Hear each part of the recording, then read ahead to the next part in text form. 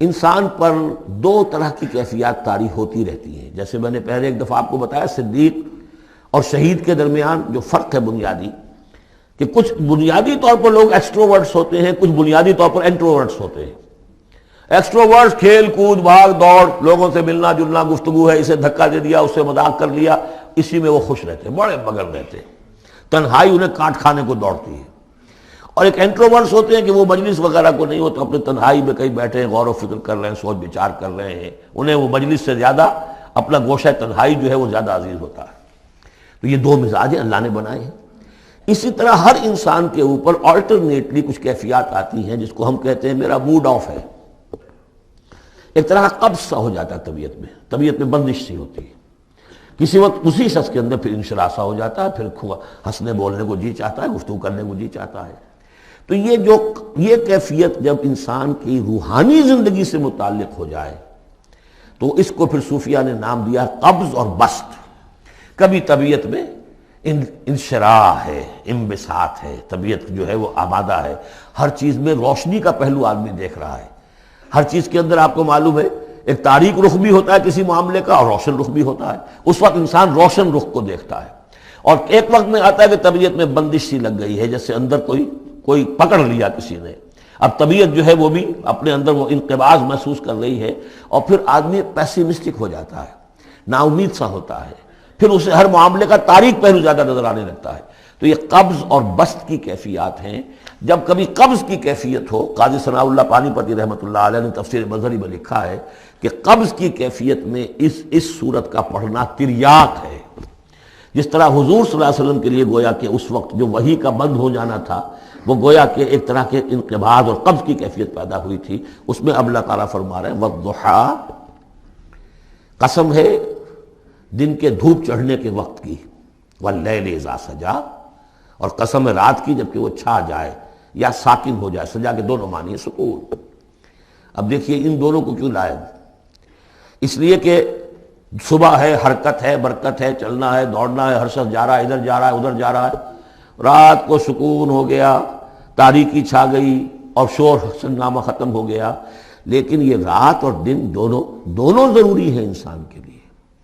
یہاں کا نظام چلانے کے لیے اگر رات ہی رات ہوتی تب بھی یہ دنیا نہ چلتی، اور دن ہی دن ہوتا تب بھی نہ چلتا. تو رات بھی ضروری ہے. اسی طریقے سے نفس انسانی کے لیے کبھی کبھی قبض کا وقفہ بھی ضروری ہے. آپ اسے یہ نہ سمجھیں کہ اللہ تعالیٰ ناراض ہو گیا، یہ بھی ہماری تربیت کا ایک یوں سمجھیے کہ ایک جز ہے. ما ودعک ربک وما قلی، آپ کے رب نے آپ کو رخصت نہیں کیا ہے، نہ ہی وہ آپ سے ناراض ہوا ہے. وَلَلْآخِرَةُ خَيْرٌ لَكَ مِنَ الْأُولَىٰ، اور اس کے بعد جو وقت آئے گا اس قبض کے بعد وہ پہلی سے بھی بہتر ہوگا. اور میں حیران ہوتا ہوں کہ کیسے غالب نے وہ بات کہی ہے کہ جو بالکل ترجمانی ہے اس کی، رکتی ہے میری طبع تو ہوتی ہے رواں اور. یعنی یہ کہ جب میری طبیعت کے اوپر کبھی کبھی رکاوٹ سی آ جاتی ہے، اب شعر جو ہیں اچھے نازل نہیں ہو رہے، لیکن جب وہ رکاوٹ سے میں نکلتا ہوں، اس قبض سے نکلتا ہوں، رکتی ہے میری طبع تو ہوتی ہے رواں اور. اس لیے کہ اس قبض کے بعد جب مرحلہ آتا ہے انبساط کا اور انشراح کا تو وہ ایک قدم آگے ہوتا ہے آدمی، اس پہلی کیفیت سے ایک درجہ جو ہے اس کا بڑھ چکا ہوتا ہے. وَلَلْآخِرَةُ خَيْرٌ لَكَ مِنَ الْأُولَىٰ، یقیناً پچھلی ہر گھڑی، ہر ساعت اور ہر قبض کے بعد آنے والا انبساط آپ کے لیے پہلے سے اونچا درجہ لے کر آئے گا. وَلَسَوْفَ يُعْطِيكَ رَبُّكَ فَتَرْضَىٰ، ان قریب آپ کا رب آپ کو اتنا کچھ دے گا، اتنا کچھ دے گا، آپ کی محنتوں کے وہ نتائج سامنے آئیں گے کہ آپ راضی ہو جائیں گے. اب دیکھیے پچھلی صورت ختم ہوئی تھی وَلَسَوْفَ يَرْضَىٰ، یہاں ہے وَلَسَوْفَ يُعْطِيكَ رَبُّكَ فَتَرْضَىٰ. صرف ضمیر کا فرق ہے، کیونکہ صدیق پر وحی نہیں آتی، براہ راست خطاب نہیں کیا جا سکتا، وہاں وہ صیغہ جو ہے وہ غائب کا ہے وَلَسَوْفَ يَرْضَىٰ. اور چونکہ نبی وہ ہے جس پر وحی آ رہی ہے، براہ راست مخاطب ہے، تو فَلَسَوْفَ يُعْطِيكَ رَبُّكَ فَتَرْضَىٰ، آپ کا رب اتنا کچھ دے گا کہ آپ راضی ہو جائیں گے. اب یہ کہ اسی قبض کی حالت میں پھر اللہ تعالیٰ اپنے احسان جتا رہا ہے، اور یہ بہترین ہے.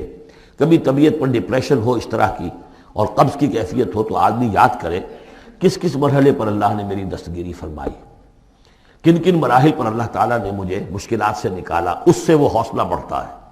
اور اس کو بھی سمجھیے کہ اسی انداز میں علم یجد کا یتیمن فآوا، یہ سیرت النبی کے بڑے اہم حصے ہیں جو اس میں آ گئے ہیں.